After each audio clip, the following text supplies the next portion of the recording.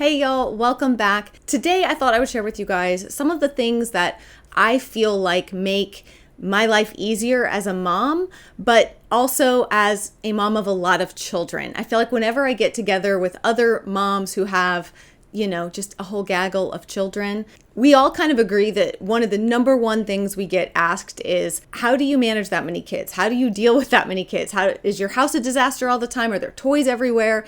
And I think a lot of times people take their experience maybe with one or two kids and essentially like multiply that by 4. Okay, you have 8 kids, so it must be like my 2 times 4. And in some ways it is, but in most ways it's really not.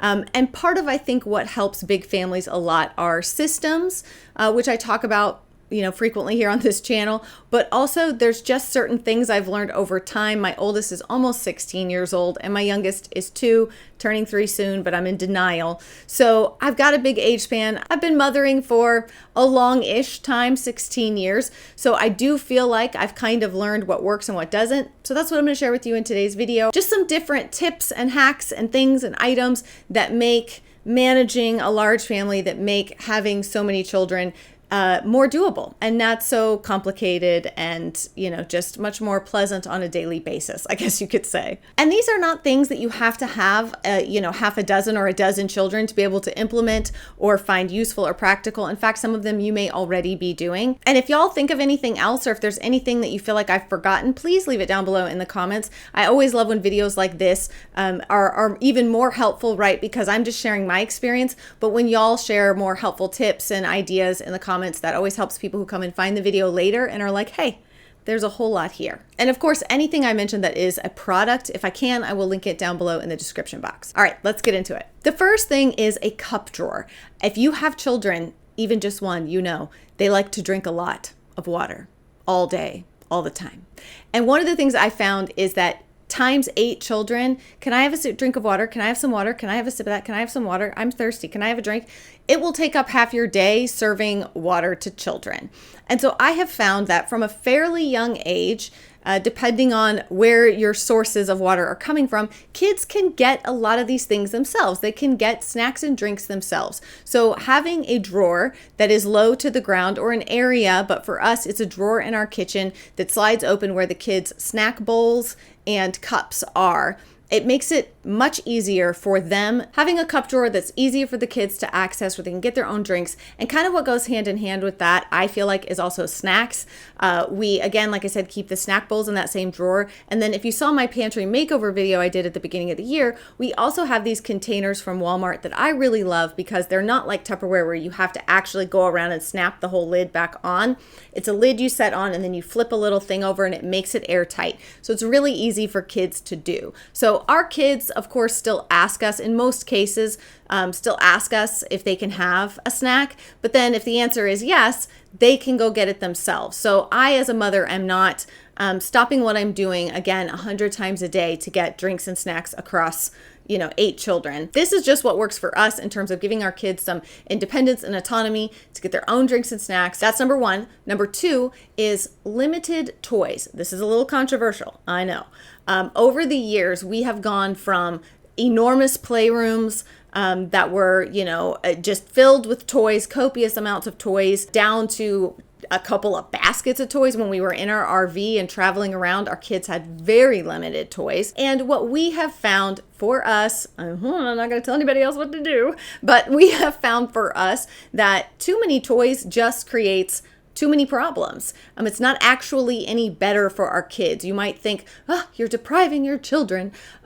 Trust me, they're fine. As much as I love design and inspiration and all of that online, sometimes Pinterest and Instagram can give us a false sense of what's the norm, right? Well, this must be normal because it's what I'm seeing all over this platform, but it's really just a very small percentage of reality. Most people, I feel like, do not have giant, perfectly decorated playrooms just full of, carousels and, I don't know, with like a French art teacher hiding in the corner just waiting to do a painting lesson with your kids.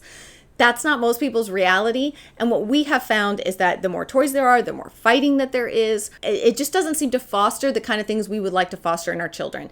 Not to mention, it's just a giant mess. And you as the parent are often the one spending the most time cleaning things up for both the health and happiness of me as a mother and the overall health and happiness of my children, their relationships with their siblings.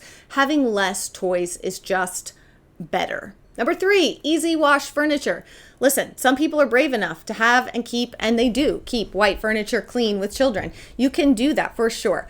My preference, because we have so many children and so many animals, is to have very easy to clean furniture. Yes, if you get a white slip covered sofa, it is easy to clean. However, you're going to be cleaning it every single day, at least in my circumstance. So we look for wipeable, so either leather or leatherette sofas, or really, really durable fabrics. We go for colors that are a little bit darker, that, maybe you can't see every single, smudge, fingerprint, dirt, whatever. That doesn't mean that you just hide the dirt and ignore it and leave it there. I still have to clean my furniture, but I don't have to clean it every single day.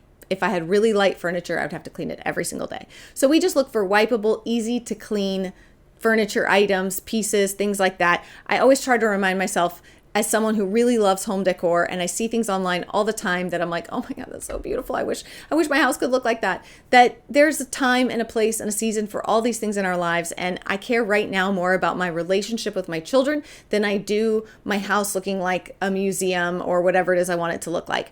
And I know if I decorate in that way and have those things, I'm going to spend most of my time being upset with my children and constantly feeling like I have to correct and discipline and like, no, don't touch that. I said, don't bring that in there. We still have rules, okay? We still have places in the house that drinks and snacks are absolutely not allowed. I don't want to feel like I'm so concerned about my things that I'm inadvertently prioritizing them over my relationships. So that's just a me thing, maybe not a you thing, but that's how I like to think about furniture and things like that to keep our kids from, sometimes accidentally and sometimes out of laziness, from accidentally destroying things. It just really helps to keep the peace on many levels. The next thing is a designated rest time. Now, if you have a lot of little kids, you're going to find that when your child hits that age where they no longer want to nap, it's almost like a death in the family. When they not just don't want to nap, but don't need it, won't take a nap anymore. It's almost like a death in the family, okay? You are going to mourn the loss of a designated nap time if you had one to begin with. I have always implemented in my motherhood journey some kind of a rest time in the afternoon. And it really doesn't even matter the age of the children. This has always been an opportunity for me because I have pretty much, save for 2 or 3 years, always been a work from home mom in some capacity, mostly part-time for many of the years, but I've always needed that little bit of time to return emails, make phone calls, do certain things related to my job. But as you get deeper into motherhood, whether you have a part-time job or not, number one, you can use that time for your sanity. And number two, you can use it just for taking care of phone calls to the dentist, phone calls to the, all those kinds of things. Because we all know that when kids see that phone go up to your ear and hear your phone voice, hello, where all of a sudden you're talking in a much nicer tone than your normal tone of voice, they're like, oh, she's on the phone. Let's do it. And all hell breaks loose. It turns into a game of Jumanji in your living room. All of that to say, implementing a rest time in the afternoon gives you a bit of a break, a bit of a mental break. Some kids are just super, super intense, and it can be a whole thing to parent those kids on a daily basis. So any breaks like that you can carve out in your day are very, very helpful. And if your children are not of an age where they're going to sleep, it's okay. You need to rest so you can read a book, maybe color quietly, but this is a quiet time in your room, laying in your bed to just, because even the kids need that. So I highly recommend implementing a rest time for your own sanity and for your children's sake too. Okay, so kind of in line with that same thing is creating routines and rhythms. I talk a lot about this in relation to homeschool. I think it's also very, very helpful and effective and quite frankly, just completely necessary if you are a working mom or a work from home mom in some capacity. Having good routines and rhythms is so important. As somebody who just naturally feels like that, like it rubs, it's abrasive to me. Okay, the word schedule is very like abrasive. I don't like it. just not in my nature. However, there's so many things in life where we have to overcome our own nature in order to have our entire family flourish. So no, everyone in the family cannot just fly by the seat of their pants like I like to do.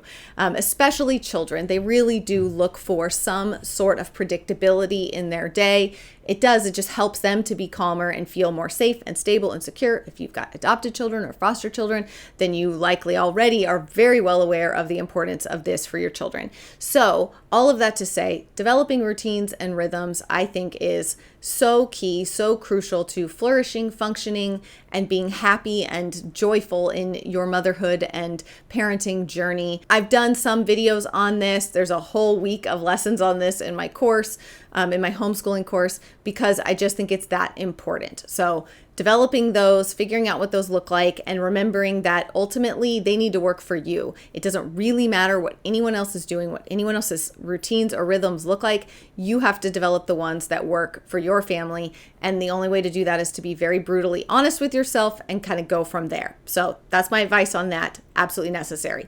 Now, after I say all that, the next tip is to be flexible.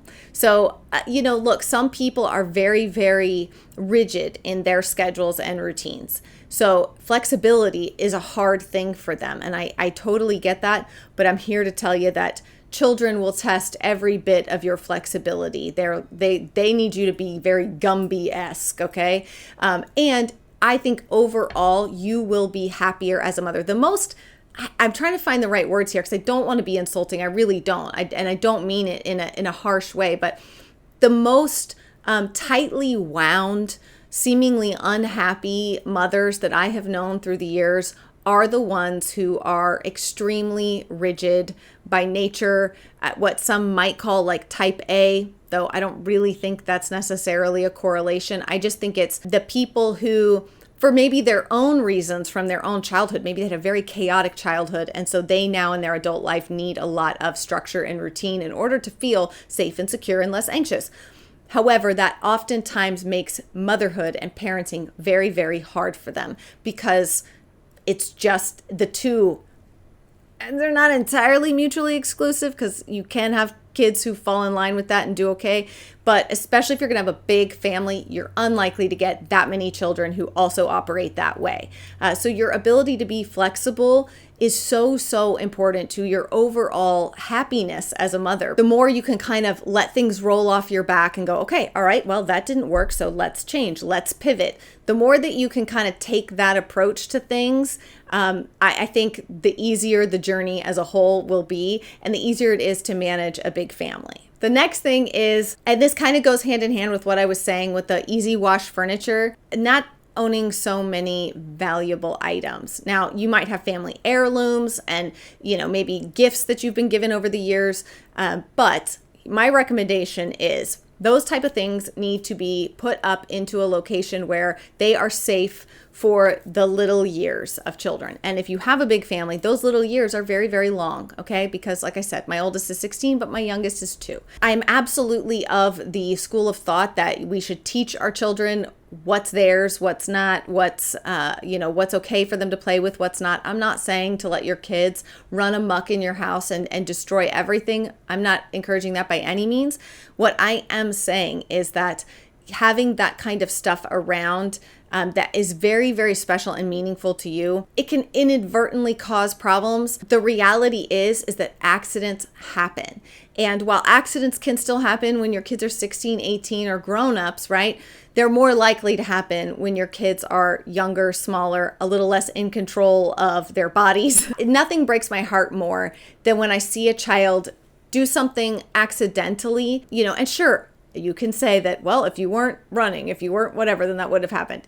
I hear you. But a lot of times kids they're very in the moment. They live in the moment, right? There's so many of these things about their little spirits and their hearts that we admire. And we say like, oh, to be like a child, the heart of a child, whatever. But then we scold them when that ends up causing something else to happen that we don't like. Okay. So I am always looking to avoid those situations that are going to put problems in between us in our relationship, or that are going to tempt me to let out some of the ugly parts of my heart and spirit that want to come out when somebody breaks something that I really value. And I'm like, no, that was my grandmother's whatever. And then our kids just feel so guilty, and you can just see that they're so sad that they have hurt you. They didn't mean to, and they don't know how to fix it. And I just feel like, maybe I'm getting a little deep here, but I just feel like for the parent-child relationship and bond, the less things you have around that are going to cause you to be reactive. That's really, I think, what I'm trying to get to do your best to have those things be as few and far between, in as safe a place as possible, so that they do not get accidentally or inadvertently broken, smashed, whatever else, so that the temptation isn't there for you to freak out or flip out when that reaction isn't going to help anybody, and it's not going to change anything. It's not going to fix the broken item. It's only going to hurt the child who is now getting scolded, yelled at, disciplined, whatever else. It just always makes me sad when I see that, when I see a child do something accidentally and the parent loses it in the store or wherever. And you can just see that child's little spirit just crinkle. And I always feel so bad for them, because maybe it is born out of my own clumsiness, because I'm still clumsy as an adult. And so sometimes not everyone is high on spatial awareness. So people who are not, which most kids aren't, they have to kind of learn it. But people who continue to grow as adults and spatial awareness isn't like one of their traits that they're really good at, they can inadvertently be clumsy and run into things because they don't realize how close or far or whatever they are from that thing. And so maybe that's where it comes from for me, is feeling like I know that even as an adult now, I still bump into things and accidentally do things, and I feel so bad if it hurts or affects someone else in some kind of way. So I just don't want to put that on my kids. So I try not to have a bunch of valuables, because the truth is, next point, kids break stuff. I was going to use a different S word there, but you know what I'm saying. Kids break stuff. And I've already been through it in that previous one. So I'm not going to go through it again to explain to you why they break stuff. It's not always on purpose. So limiting what's around for your kids to break that will really bother you if it gets broken, I think is highly encouraged. All right, next up is limited activities, limited out of the home activities. When you have 8 children, every child cannot do 2 or 3 activities, even at a year at a time. Depending on where you live in the world, the cultural sort of expectations about what our kids should be doing, what kind of activities they should be doing, how busy we should make our children, that really does vary depending on where you are in the world. Here in the United States, it's kind of a thing that people really, in my opinion, overextend their children. They sign them up for a million different things, and we want our children, and most of it is born from a good place, right? We want our children to be well-rounded. We want them to learn to play an instrument and a sport, and then we want them to do this, and we want them to participate in a church activity, and da-da-da-da-da. And our kids are just overly booked and scheduled. But then when you times that by more than one kid, 2, 3, 4, 5, 6, 7, 8 children, forget about it. You'll live your whole life in the car. Every evening will be chaos. And quite honestly, it really limits your family time, because either way, one of the parents is always running here or there, picking up a kid, taking them here. So we have just always chosen to limit our children's activities. I don't feel pressure to put my kids in activities as toddlers. Everybody needs to do what works for them. But for us, I don't feel pressured to do that. I don't feel like I need to do that. I don't feel like it's what's best for my kids. So we wait till our kids have an interest in something and they want to do something. They want to play something. They want to, play a sport. They want to try something out. And then we kind of go from there to see what they're interested in and what would be worth our time and money in terms of activity. So limiting out of the house activities is, I think, a great way to keep your sanity with a lot of kids. All right, next up is that we buddy up our kids. When we go out into public, if we're going to go to the zoo, if we're going to go to the mall, which we don't really do as a whole family, we don't really go to the mall that often.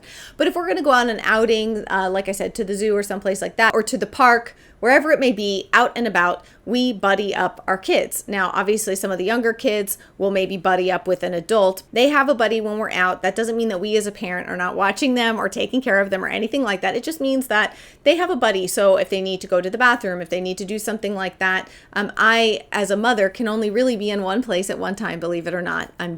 Haven't figured out that like omnipresence, walking through all stuff yet. Haven't figured that out. Have to enlist the help of siblings at times. And I think it's great for the kids to learn to keep an eye on each other, help look after each other, take care of each other. Those are all good character traits. Nobody is being made to be a permanent full-time babysitter of their siblings or anything like that. It's just a general love and care for those around you, for your family, that I think is very valuable and very important. And it's very helpful too when we, again, are out and about, that we kind of have this buddy system. It's something that I think makes big family life a lot easier. Okay, next up is the crock pot. Okay, I just feel like this was one of those inventions that I am so utterly grateful for. The crock pot, the washing machine. I love a crock pot. Implementing a crock pot into your meal planning and your meal routine is so valuable. Again, not only does it allow you, when you have a lot of children, to make, we have 2 crock pots sometimes that we're using at the same time. So it allows you to make a lot of food,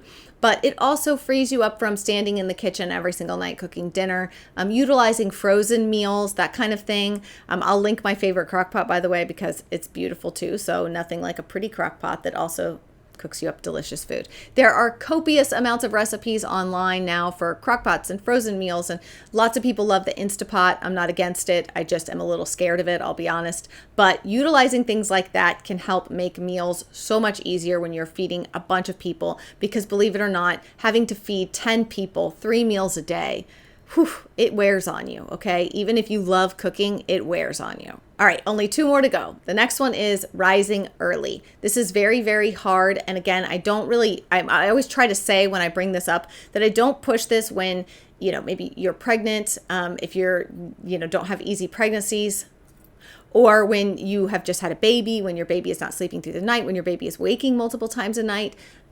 This is not the time to implement that. But once things have settled, rising early, I think, is one of, maybe arguably the number one most beneficial thing I have done for myself as a mother. That is painful when you begin it, but once you get into the habit and the routine of it, it changes so many things. Rising before my children, getting some coffee, getting myself awake, going outside, getting some sun in my eyes or just some fresh air in my lungs. It really helps me to feel like I am awake, I am a human being, I have started my day before my children rise and start asking for things. Because the moment kids wake up, they need things, whether it's a diaper or a drink or breakfast or whatever. And I, for one, am not somebody that likes being woken up and then immediately I don't wake up and ping, my eyes are open, let the day begin. I need a little bit of time, okay? Just a little bit. So rising before my kids has helped me to be far more productive, far more pleasant during the day. And there's so many areas it benefits. I could make a whole video about that, honestly. And then the very last thing is lower your expectations. Just across the board. There's almost no category in your life that I would not encourage you, once you have had children and you continue to have children, and if you want a big family or have a big family, lowering your expectations for nearly everything. Not because, oh my gosh, being a mother is so hard and having so many kids is just the worst, so just lower your expectations, your whole life is going to be miserable. That's not at all what I mean. I mean that, again, culture, society, all of this gives us a very false picture of expectations for ourselves, for our kids. And a lot of times we really bring those in and we just cuddle them and stroke them like a tiny little baby, yes, the expectations of everything I'm supposed to be doing. This is it right here. And it's really not. I don't want to say it's a lie, but it is false. It is a presentation. It's a picture. It's a small glimpse into what's possible, and remembering that a lot of times, some of the greatest philosophers throughout time, some of the people that we have respected throughout history, that we've been this person was a genius, they said all these things, come to find out that those heroes of ours, they will let you down in every other area. Come to find out, sure, they had genius philosophical thoughts. They were a terrible husband or a terrible father or mother or whatever, right? So you usually cannot be so perfect in one area of your life and not have that effect and make other things fall apart. So if you really want the balance, then you need to be okay with lowering your expectations. If you expect for everything to be perfect in this area, then expect that these other areas aren't going to be so perfect. So if you would like that balance that we all seek, it is a matter, in my opinion, of both recognizing that there's different seasons for things in your life, that you cannot have it all at the same time.